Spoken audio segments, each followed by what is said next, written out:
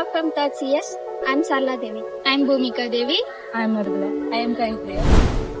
நாங்க இப்ப எதுக்கு வந்திருக்கோம்னா, இப்ப இருக்க மாடர்ன் ஜெனரேஷன்ல ஏஐ டூலை யூஸ் பண்ணி நிறைய விஷயங்கள் பண்ணிட்டு இருக்காங்க.